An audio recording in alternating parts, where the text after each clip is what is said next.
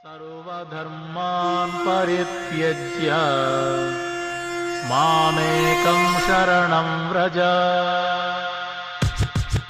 The miseries of material existence and the most hopeless conditions of life is the best possible opportunity to turn to God.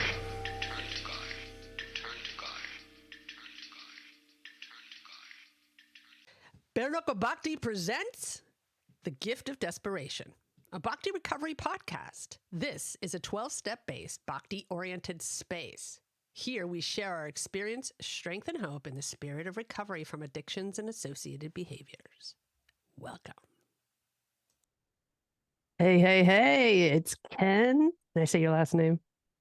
Yes. Okay, Ken Hess, anonymously.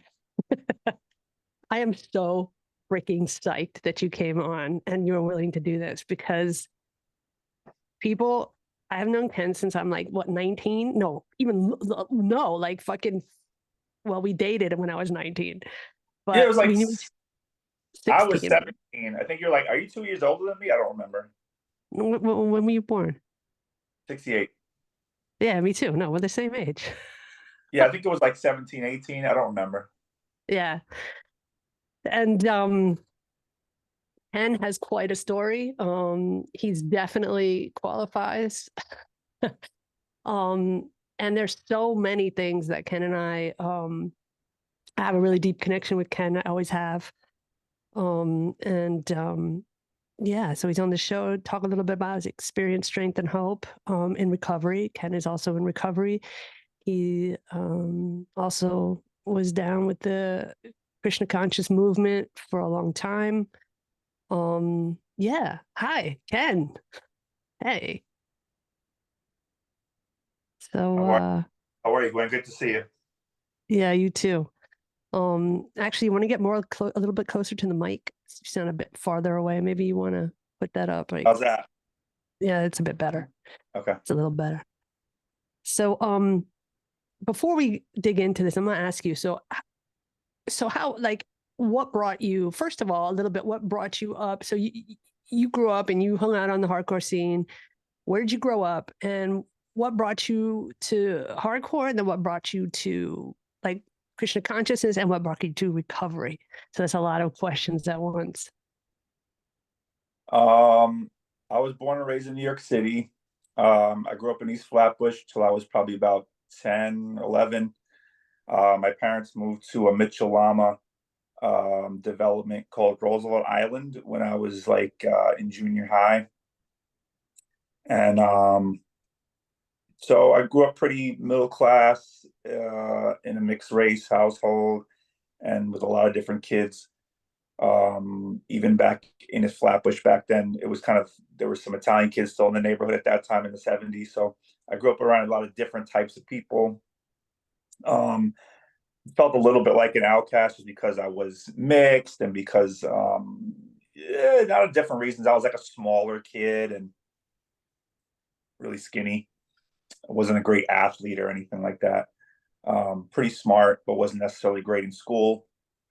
I guess I get into the hardcore thing when I was like maybe 14 or so. Like I went to high school at Bronx High School of Science, which in New York City. So you weren't good at school and you went to Bronx Science. Well, so there's a test. And Well, I didn't get great grades, but I did well on the test. So in New York City, you have a specialty high school exam, or at least they used to have one. I've heard that they're phasing it out. But there's a specialty high school exam for the art schools and for the so-called science schools. And Bronx Science is kind of like right in the middle of the science schools. I think Stuyvesant is like one higher. Brooklyn Tech is like below. Brooklyn Tech, yeah. So I did very, very well in the English part, but I didn't do well on the math part. But I managed to make it in, and then met some kids there. There were some pretty interesting people like at my school at that time that I met, and just got into like the kids that would hang out downtown, and I didn't really know much about that, so I was kind of like following their lead. And What was your first show? Do I you don't remember? remember the exact show, but it was a CB show. Was it a Um, matinee? yeah, it was like a matinee. It probably would have been like, Nihilistics or like the Psychos or something like Yeah. that. I remember I saw like all those bands very like it kind of is all mushed together. So, Yeah. like Nihilistics or the Psychos or the Abused or like, and then bands would come from out of town. Like I saw JFA there in like '83 or something like that. Yeah, So we like, must have been. Well, I wonder why we didn't like cross paths that early. um, Like, yeah, I don't know. It wasn't until maybe was it '84? I don't '85 maybe. I don't remember. I mean, you had super long hair by the time I met you, so that I was don't know. 85. That Yeah, was so it like must 85. yeah, it must have been '85. And you had I remember specifically meeting you. I don't know if you want me to tell that story. Is it going to embarrass me? I mean, probably it's not really gross or anything. Um, you had Yeah, just tell me. broken up. I'm pretty sure you had just broken up with Louis from Antidote, or he had cheated on you or something. And you saw me So walking down the street, we weren't and really together, right, well, but whatever, something yeah, happened, yeah, and you yeah. like saw me on the street, and you were like, "Hey," and I was like, "Who, me?" And you were like, "Yeah," and you basically were like, "We're friends now," and I was like, "Okay." And That what I said to you, and we're then we start friends and then now. we started walking around, and then we walked to like Avenue A, and I'm pretty sure you were like using me to like Never. try to make Louis jealous or something, because he came around, he showed up on the block, and you were like, ha ha, and like got into some like arguing with him. And then I don't think he really gave it, I don't think he really cared, but then you were kind of like, okay, mission accomplished. But then we somehow ended up sticking together and still being friends after that. And then of course I met Ingrid and Kenny and all those West Side kids and everything like that were also great, and also were hanging out downtown. So that was kind of like the beginning of it. That is Um, so funny. You know what? I really do not remember that. yeah, no, I remember it very clearly. I was walking on like the north side of like St. Mark's between like First and A, and you were sitting on the stoop, like the one that's next to like Fun City Tattoo. Like you were sitting there, you're like, hey, and I was like, Me? and, yeah, and I was like, okay. Um, Then you and I are friends now? something like that, like something like little kids style, you know, playground style. Like Like I you don't, can be my friend now. yeah, like something like that. And I was like, sure, and I was just like dumbfounded. I was like, who's this like chick with like, like you just looked so wild, and like I was like, oh, okay. Um, and that was that. And then, I mean, I had been using drugs way before that, um I started using like very, very early, like 12, 11, Mhm. sneaking alcohol, out of my parents' stash. My parents both drank pretty heavily. My dad was definitely like Heavy probably a drinker. functional alcoholic. My mom Mm. really was just a kind of just drank a lot, like, at night with dinner type of thing, like typical adult 70s. But my dad was Yeah, like pretty much, like my my dad was mom. like a, yeah, but my dad was probably like a day drinker and like drank a lot of, just heavy drinker. Part Your of, dad was French, right? yeah, and as part of how Yeah. he passed, like he ended up having some issues related to his drinking that caused him to pass kind of early, like in his 50s. But back then they used to have a lot of alcohol in the house. Um, you know, the guy that used to deliver from the liquor store knew them by name, and he would have like a hand truck full of like, the Ernest and Julio Gallo, like the big, but the those big bottles of wine like your parents would get, and then they would like decant it, and then have like a decanter, like on the table, Totally. and and then I used to just kind of tipple from that. Back then in that era, it was kind of before the dare, just say no. It was kind of seen. We were still kind of being very much affected by like the kind of hippie 60s, 70s Yeah. permissive culture Totally. where drug use wasn't really that looked down upon. My parents Not in didn't New use York City. Not in New York City. It wasn't like we have to New York say, City like, wasn't. Yeah, New York yeah, City it wasn't. And my parents yeah, didn't use drugs. They drank, but a lot of my friends' parents like openly smoked weed and like, and this is yeah. back in like 1980. So, people talk about parents now. Back then, it was kind of like an open thing.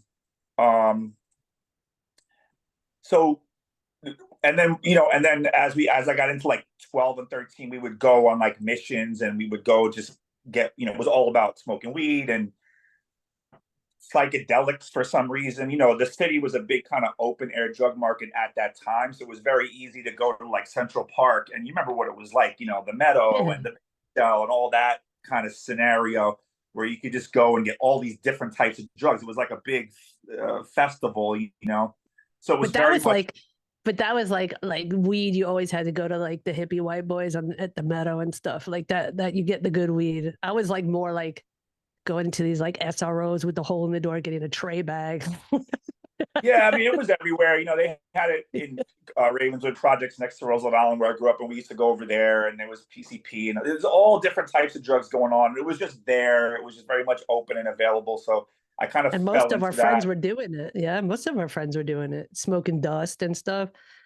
Yeah, I mean, a lot of mine were. I mean, there were a lot that probably weren't. That I went to school with that were just normal Yeah, kids. sure. So I mean, it's just something that happened, and then I ended up getting exposed to it, and then I kind of started developing like obsessive and compulsive behaviors around drugs, probably Yeah. very early, and combined with this exposure to like this downtown scene where I just bought into the whole mythology of just kind of like being downtown, being a loser, dropping out of school, and just making Did you those. drop out?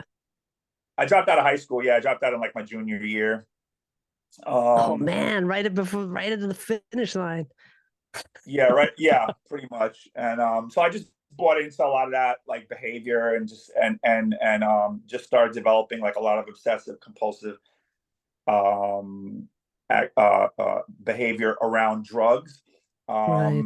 Then I was just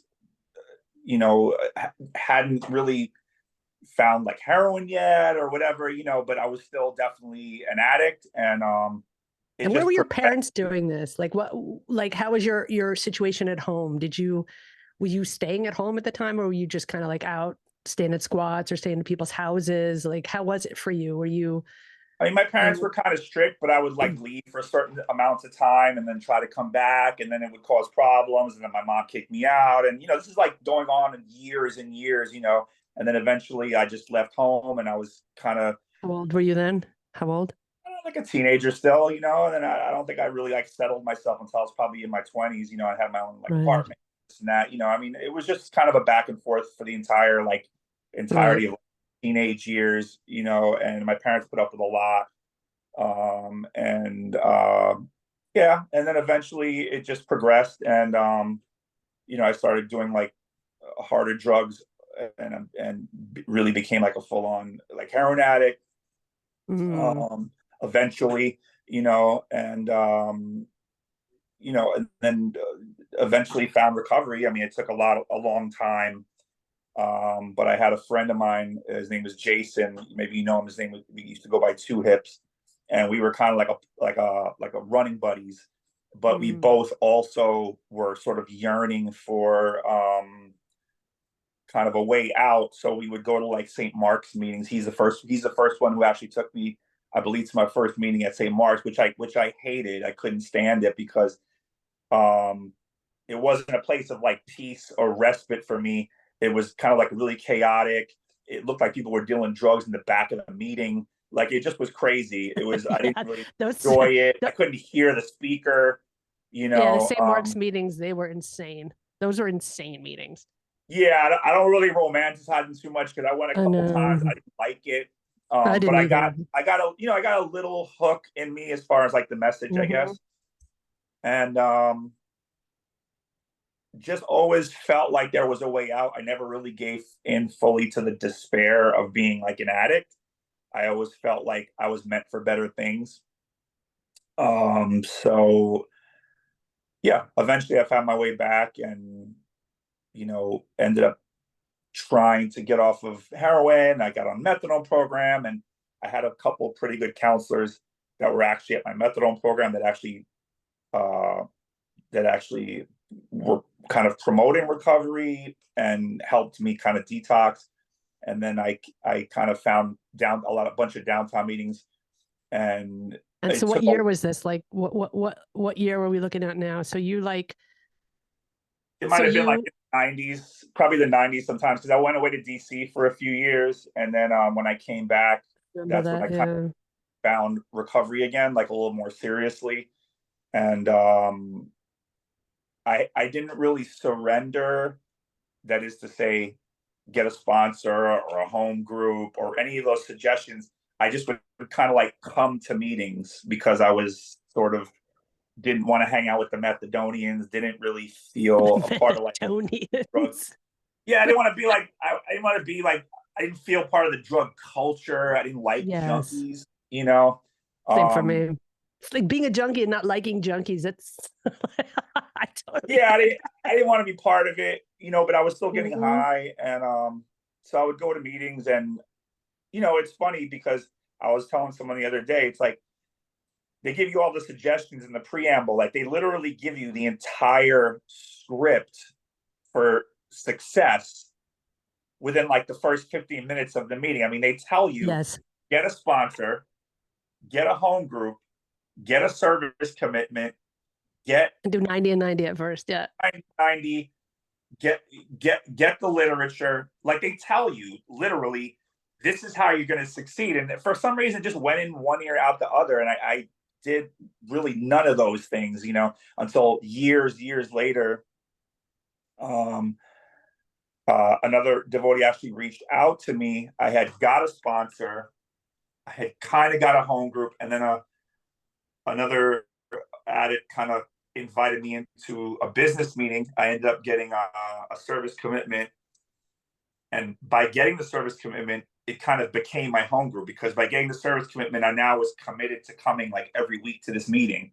So even if I wasn't doing 90 and 90, I was still coming to the meeting. And I think I had like Like I a might sense of have response. I probably had less than the required time. I think they like waived it for me to be like Mhm.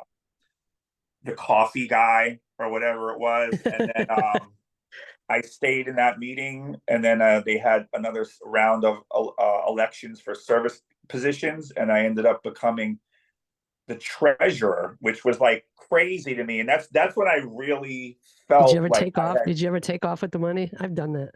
no, I never did. I didn't even think about it. I really felt like that's when I think the gratitude kind of hit me, because I was like, wow, these people are entrusting me with, and it was like $200 or something, whatever Yeah. it was, might have been $1.50, and they used to put it in those canvas bags with the Yeah. zipper Yeah. Yeah. lock that like you would see like the store At the owners with bank. the bank on Yeah. like and I would go down like Pitt Street, like, guarding that envelope with my life. $200. Oh, And I would I go home and I love would that. count that money like I was counting drug money, like loudly, like counting the money. And I would have like these little notes, so I was very, very serious about that commitment. And yeah, and I think what when people talk about surrender for me really came when I started taking those suggestions. And that's when my recovery kind of opened up, and I sort of stopped relapsing, and I was able to put some time together. What changed? Because you think it changed because you took the suggestions finally and you started doing what you were willing to do what it takes. I definitely started taking suggestions. I think it was, I don't really know. I mean, I think it was just, I was ready. I mean, I was ready to kind of, I was just ready, and by taking the suggestions, my recovery just sort of opened up and started to unfold. Mm. And specifically, step work was like very important for me, because once I started writing stuff down, and seeing some of the patterns, like step 1, 2, 3, and then like going on and on. That's when I started to see like just some of the patterns and being able to feel like I can do something about this. Like I don't have to feel like, well, I'm an addict and this is just the way I am. And you know, I felt like I could actually do something specifically about my problem and get some results. Yeah. You know, and it just started to unfold. And then as I began to get like a year clean, you know, and stuff like that, I started to get kind of more realizations and just feel like maybe I can do this, you know, maybe I can have some success with this program. And yeah, it was just my sponsor. Really, it was my sponsor. It was Step Work, and just making meetings and kind of like the fellowship of other addicts. Not meaning that I was everybody's friend or anything like that, but it just, you know, seeing the power of example, like people say that, you know, and seeing people who had all these years clean and feeling like, well, I could do that. You know, it seems possible. You know, I think that was probably it was really the power of example and taking suggestions.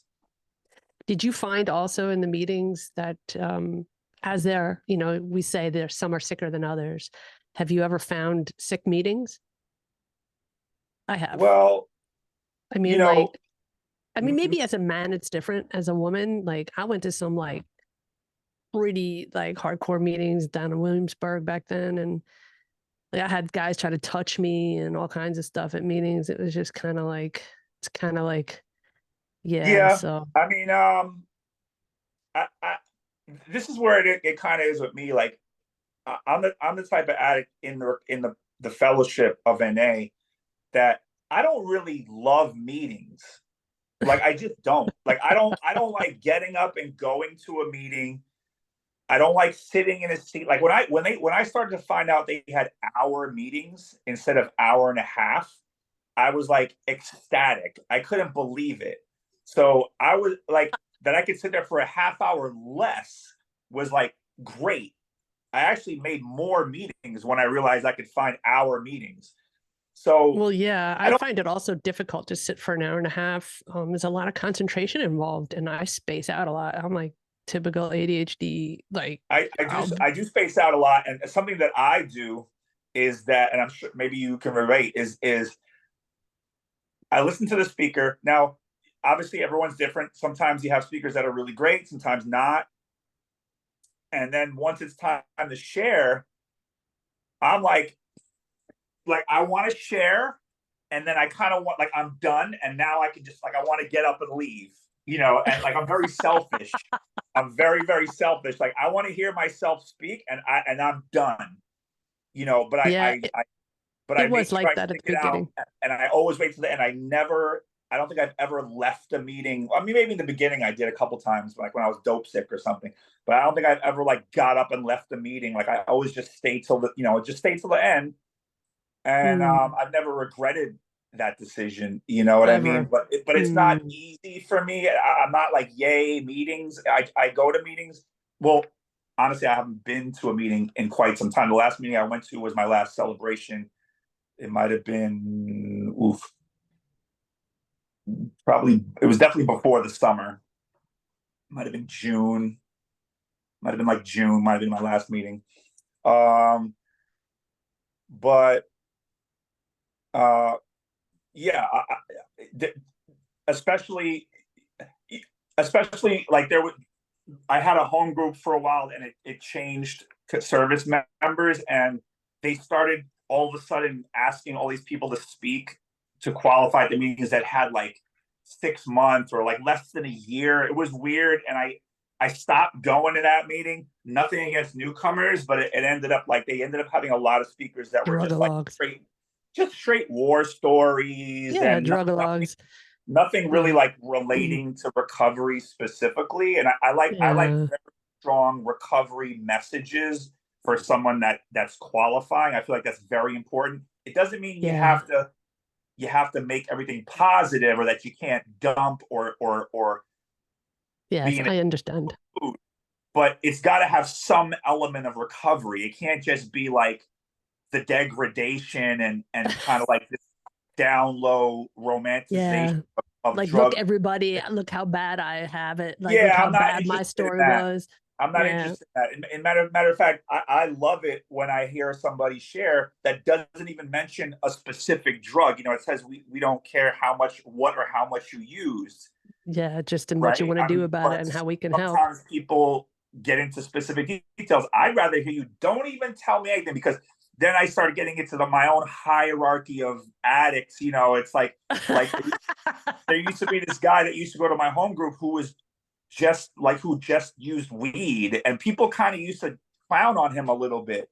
And I was like, and I'm like, well, if his life was unmanageable, or if he was losing jobs, or if he was having trouble in his relationships, or if his health was being affected because of his drug use, and he feels like he's an addict, then he belongs here.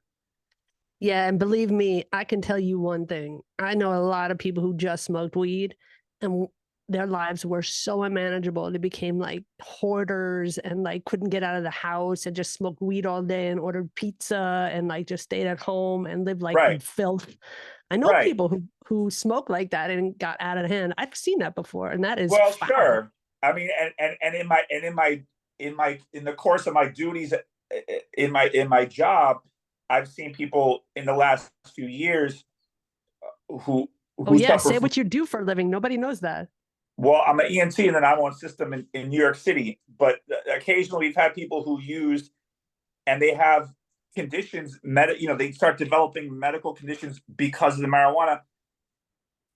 There's one they say cannabinoid hyperemesis, where there's a certain, I don't know if it's a strain, I don't know what it is, and people just start vomiting uncontrollably. I've had a couple of patients like that. Other people, kids, young people, 16, 17, who are doing edibles in school, and I got to come get them out of their principal's office because they can't function. You know what I mean? So is it legal now in New York? It's not fully legal.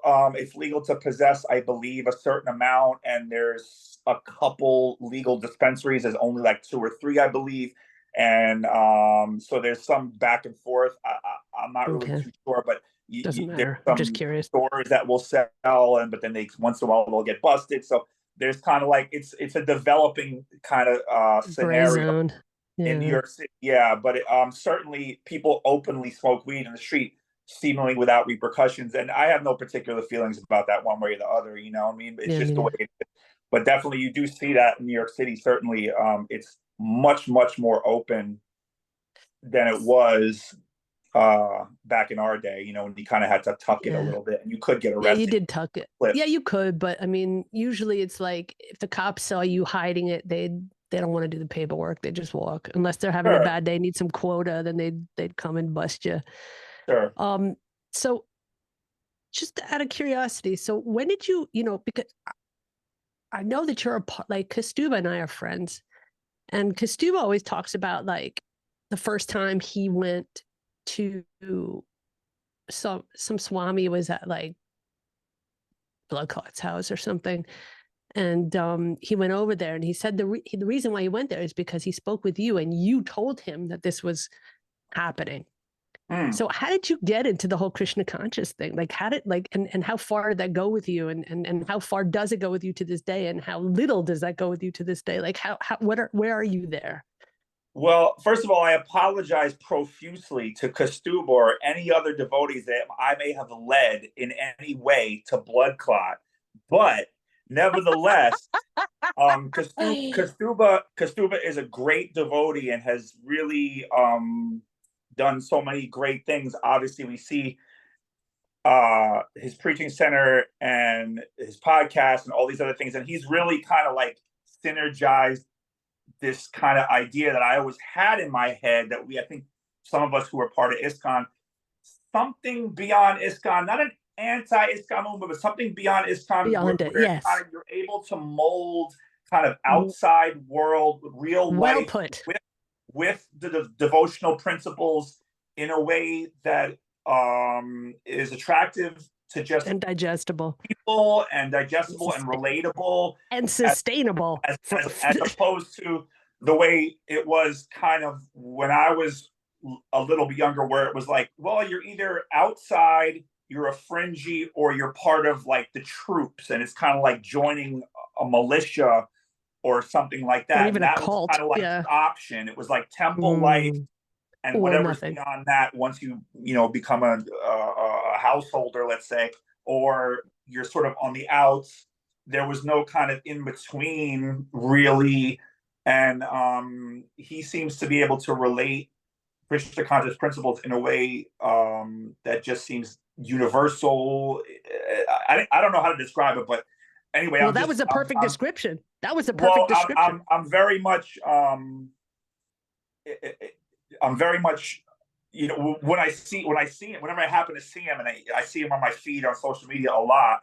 I'm always like happy to see him and see that he has this incredible program going on in conjunction with the other devotees, you know, that he works with and stuff Yeah. like that. And you, but yeah, certainly when I was younger, I guess, I'm sorry, what was the specific question that you asked me? How did I get involved? Yeah, like, so how did it, like, yeah, how did you get involved with the Krishna conscious movement? Like, who did you do? Was it like in front of CBs, like myself, the first like Gita you got in your I hand, or on Tompkins Square Park, or? I had some friends.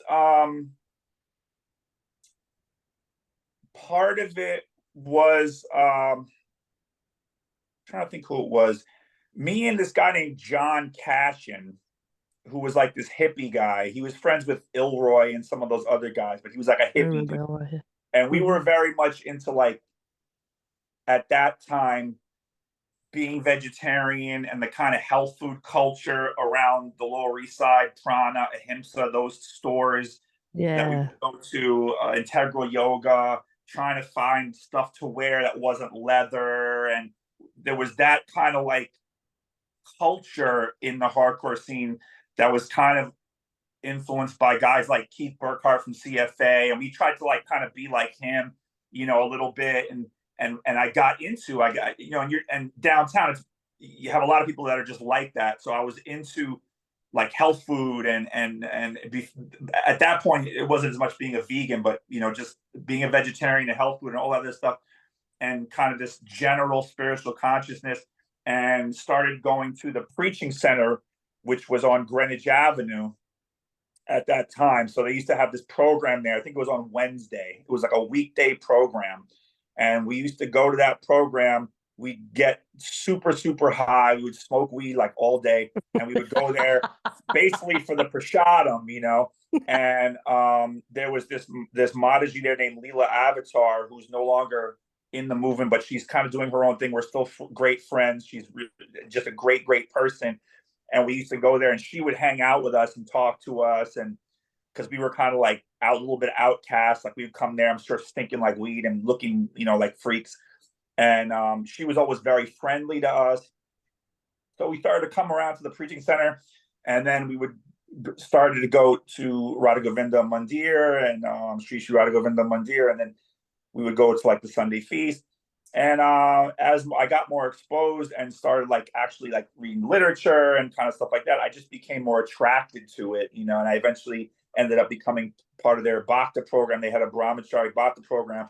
There was this devotee named Mukunda Dutt. I don't know if he's still around. I believe he was like German bodied or something like that, or he was he was from some Scandinavian country, maybe German or Hmm. something. I His name think was I Mukunda think he Dutt. was. I know who he is. He was a brahmachari, Yeah. and they used to have a bhakta program, and this bhakta program was like pretty good, and they used to have these very specific classes for us. They would take us all out of the ashram, and we would come down to the temple, sometimes the basement or the preaching or the temple room.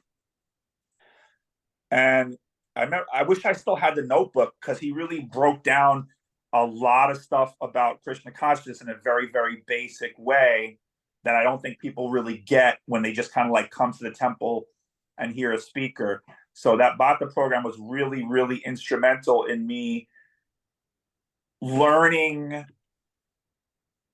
Like, I still remember all, like, when I offer incense, like all the prayers and stuff that I still remember from like memorizing it as part of that Bhakta program. getting great books. I mean, they used to have, I got, I don't even remember. It's, stuff Farouk Goswami, like the Japa notebook that I can't find anywhere. Someone gave Mhm. me. There was always some great books like going around. Someone would just give you something. Tons of BTGs. We would just sit around and read BTGs all the time, and it was just a great environment for like a young person as a brahmachari to kind of be brought into the movement. Now, having said that, there was a lot going on at the time, which I came later to understand wasn't that great. They were still very, very much invested in like the pick as like a primary means of income for the temple. So they kind of send out their legions, and it was with the under the auspices of like book distribution, but it really wasn't book distribution. It was just like begging money for Food for Life, and you know, and so I learned all that whole It that wasn't so whole kosher back then, huh? that whole like pick culture that Yeah. I was also trained in by Mm. other devotees, other brahmacharis who like, this is how you get the money, this is how you do the change up, this is how you do this is how you do that.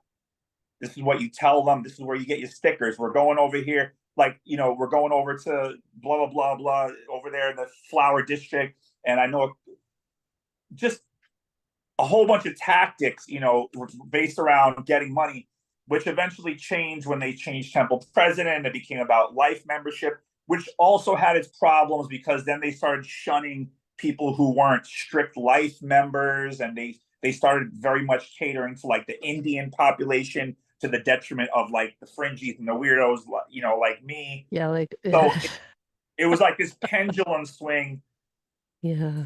from one to the other, and in the Trying to see midst what of that, works. Trying to see what works. right, trying to see what works. And in the midst of all that, you know, you had some great devotional service going on, you had some drama, you had some this, you had some that, a lot of personalities. And I learned a lot. I learned about And what I what, didn't how old were you want. then? Was this because I remember when we like met up again and then we started dating.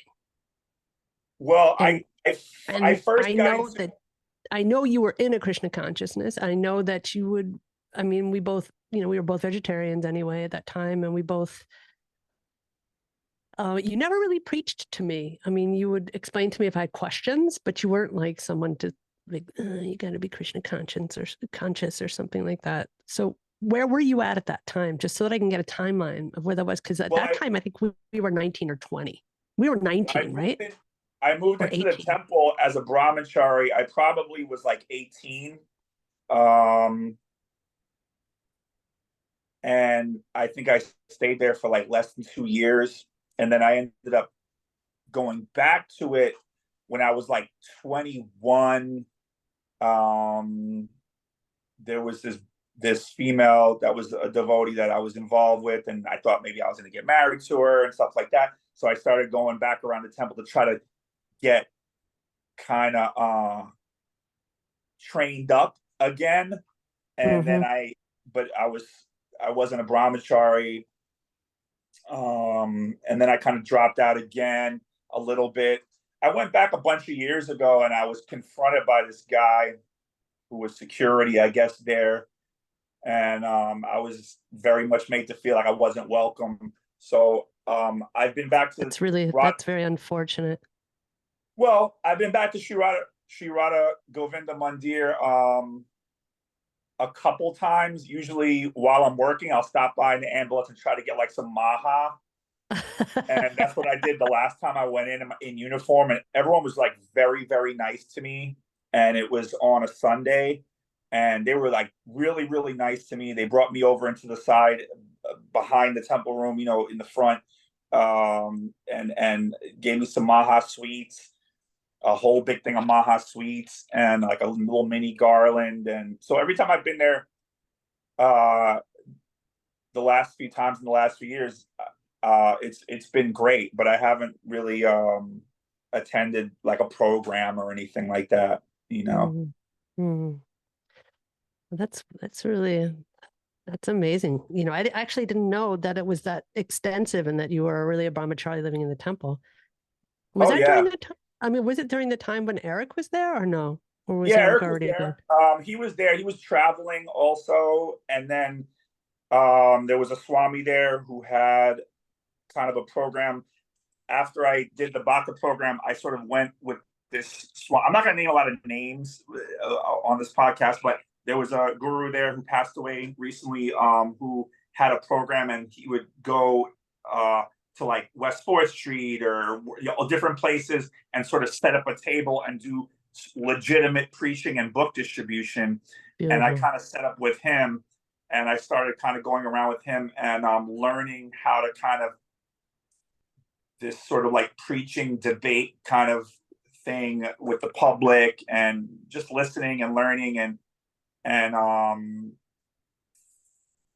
we were a little bit separate from the program that was going on at the temple. He was a little bit of an outcast himself, the Swami, and so I felt really comfortable with him. And then I ended up sort of like dropping out for my own reasons. Mm-hmm. Then he ended up passing away a few years ago, this guru. But yeah, so I just kind of left, for my own reasons, and I always blame the sort of culture that was going on back then, but really I wasn't. I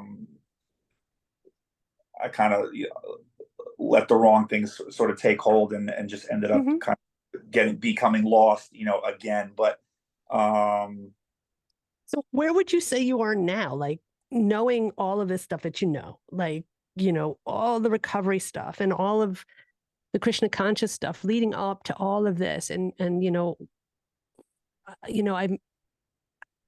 even from a distance, because I'd been in Germany for the last 30 years, but always coming back to New York and seeing you, and then seeing, we would meet each other in different states.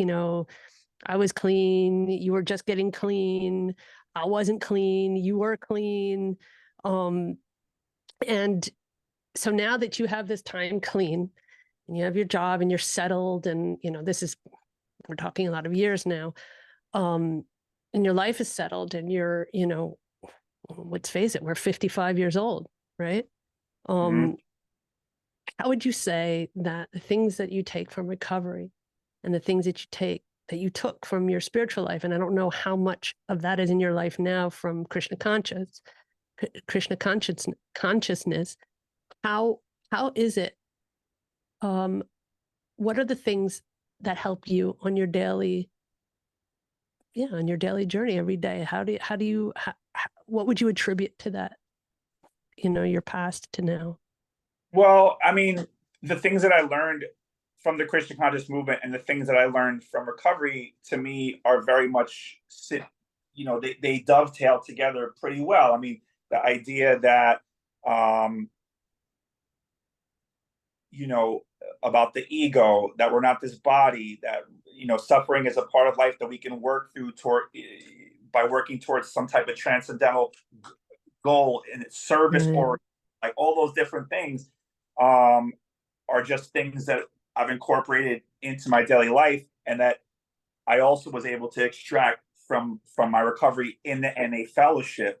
So, I mean, I have one day at a time, 12 years and like 6 months clean, as a member of NA, the fellowship of NA, and that's what I attribute to my success and recovery, are those specific principles that I learned there, and tools that I learned there.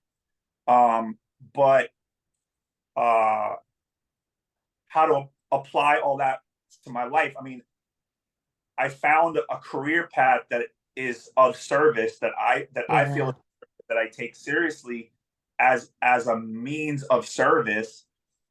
And well, yeah, I mean, your job is the epitome of service, serving the community, serving the city. It's easy to become jaded, I mean, it's also a job, so I mean, so there, there's, of course, people do things for lots of different reasons. But I try to live one day at a time by the basic principles that I learned in recovery, uh, and Krishna consciousness. And what that really ends up looking like is trying to be mindful about humility, about service, and about realizing that, you know, I can have an emotion, I can feel something, and know that that's okay. I don't have to project onto someone else. I don't have to transform that fear into hate, Yeah. you know, or that it's okay not to know something. It's okay to feel like I'm in the midst of the unknown, or that I'm a small part of a bigger picture, doing my duty at any given moment to try to contribute something of lasting value to the community at large, and that's okay. You know, that's okay. Nice. And that's not something that's easily reconciled, you know. Um, y- you know, but you know, it's a day-to-day thing, and like I was telling you yesterday, I wasn't feeling too good. I didn't want to get up. I didn't want to do anything. You know, by you reaching out to me, I mean, that's service, and you're engaging me in service. So this is really the relationship. This is the equation that allows us to Serve maintain together. health and our you know, everything else, mental, physical, spiritual, and be able to give it to the next person. Because, you know, I might have just been sitting around taking a nap right now, and struggling to get up to do my laundry, you know what I mean? And instead I had a commitment, so I have a duty to you as someone who's asking for me to not my help, but, you know, Yeah. and I have to show up for that. So that's really the equation, and it's sometimes it's a struggle, but when you surround yourself with good people, and you have that association, so like I treasure your association, and then there are other people too, not that many, but there's a few, you know. I try to stay connected to those people, even if I'm isolated sometimes, or I'm antisocial, I don't feel like doing something, I still try to stay connected. Um, and that's what really works, and that's what's enabled me to kind of be able to show up, you know, when it really counts.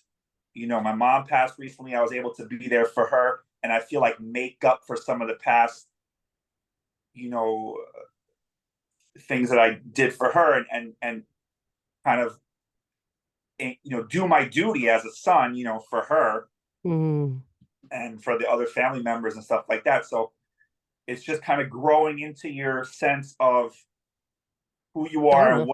what is your duty, you Yeah. know. And Your own dharma. that's really what's, I think, the most important thing that I've gotten out of recovery and Krishna consciousness. Wow. Nice. Ken, thank you. It was really good chatting again. You I look might very invite professional. You look very professional with your cap, the headphones, the mic, the glasses. Like it just really gives professional podcaster. I love seeing it, you know.